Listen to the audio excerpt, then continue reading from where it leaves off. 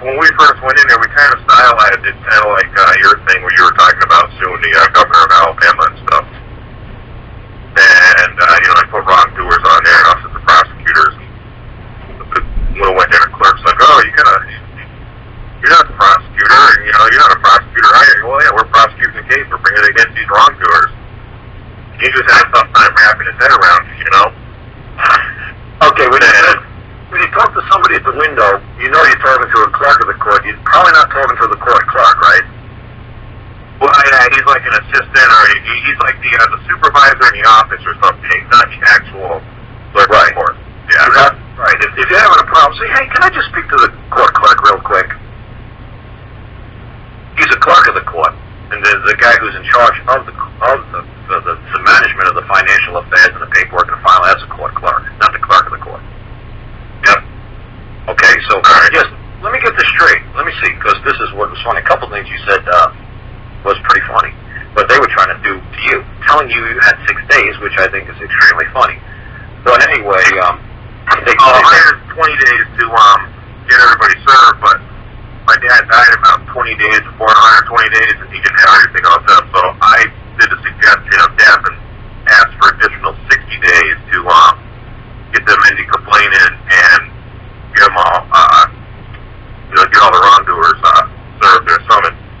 Right, because when you really start understanding what you are in common law, you will understand there is no rules, there is no latches, there's no statutes that bind or bound a man.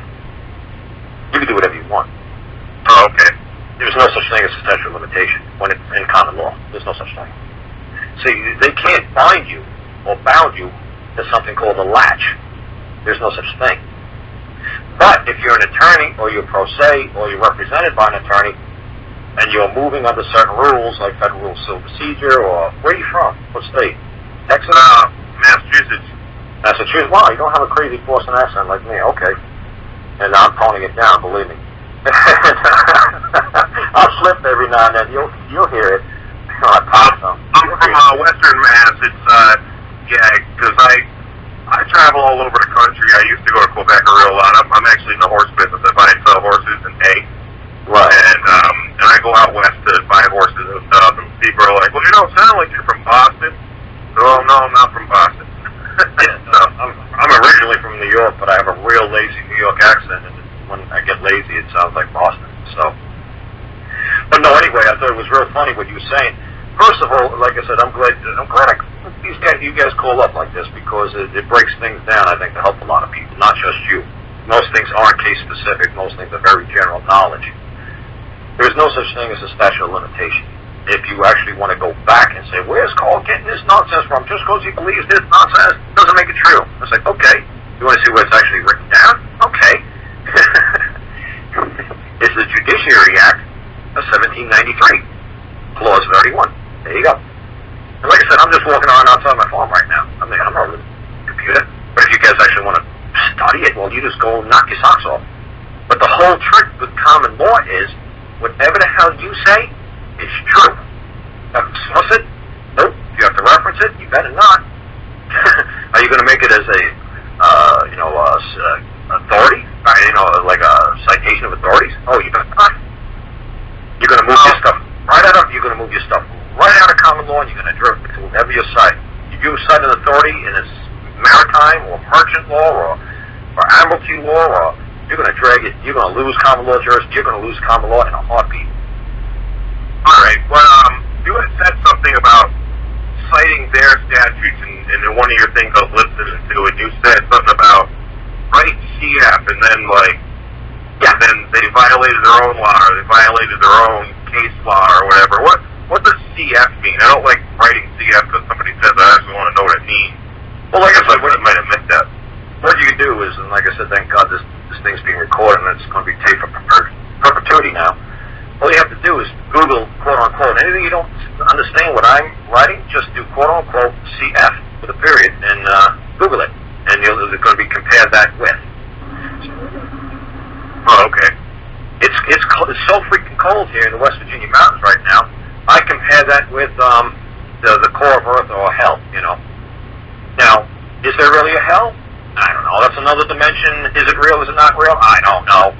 See, but I'm not comparing it with Alaska, because that's pretty much on the same plane, or the same, three-dimensional kind of thing. I'm doing with something so abstract or bizarre that they understand.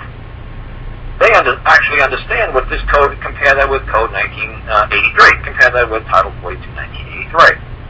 The civil rights violation by interfering with my rights to my property, blah, blah, blah, compare that with Title Code 1983. And that's what I'm really looking to go towards is, Title 42, 1983, but I didn't want, so I guess I would basically say I'm comparing to this, or comparing to your Title 1980, 42, 1983, provides blah, blah, blah.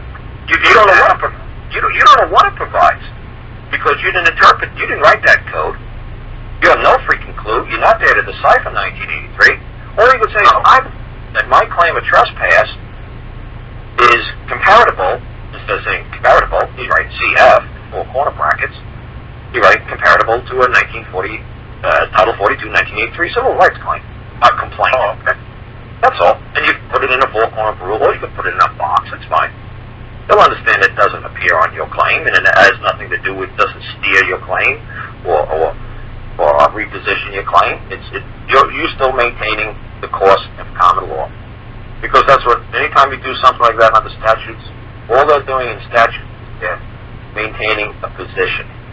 See, they can't declare anything. All they do is, all the government can do is maintain a position. That's a government. A government means to steer, or to maintain a course of action. So that all the government does is maintain a position. A man makes a claim. A man's not bound by certain governmental procedures or rules. They're bound by black and white paper. Man's unlimited in his capacity. Man somehow figures out how to fly a magic carpet. He can do it. He can do it. If you can figure out how to levitate and circumnavigate the world, well, you go ahead and do it. If it's not written down in some sort of code, like say a code for a video game, if Mario doesn't have the capacity to fly around the world because somebody forgot to write it in his code, guess what? No matter how bad you want Mario to do a certain move in Mario Brother game, it ain't going to happen because the guy didn't write it in the code. But me, I'm unlimited in my capacity. Nobody wrote a code for me. Nobody dictates to me. Nobody told me what I have to have. I'm not bound or latched by any code or statute. I'm not bound. My rights are unlimited. Right. Now, another thing that I wanted to question on a little bit was, you're talking about, creating your rules for your action, for what you're prosecuting. Yeah. How would you go about that in a complaint, like, say, it's in a certain spot now, or my claim that's similar to the Title 42 action, would I will only accept verified answers, because obviously they won't be able to provide a verified answer, because there's a bunch of, farm maggots and local bureaucrats that, are naming in this thing, So when the answer doesn't come back verified, what are you going to do? It's done. They failed to answer. So when they fail to respond, your claim stands unrebutted, so you win. So then after give them the 21 days or whatever. Yeah. Whatever the custom is of those people that live there. And what you could say is, okay, under county rules, like the federal government, their custom that they have to answer a complaint, not a claim, is 6 months. Okay, that's under the Federal Tort Claim Act, I think of 1947. I think it basically says somewhere in one of the, that it's 6 months. But like I said, under Federal Rules of Civil Procedure, when a man sues like somebody else, it's 21 days. It used to be 20 days, but that was too confusing because Saturdays and Sundays not included holidays. So that now they just said, 3 weeks. From start to finish, we don't have to file on Friday, 21 days, we're done. So that sounds pretty reasonable. Because, like I said, the way the Bible did it was by sundown. All the books had to be balanced, the ledger sheet had to be done. We open up court the next morning at sunrise, whatever, and the books better be balanced, everything better be leveled out. So their courts moved like lightning. Everything was done by sundown. So we we say 21 days is reasonable. It's not bad. So they don't respond with a verified answer within 21 days.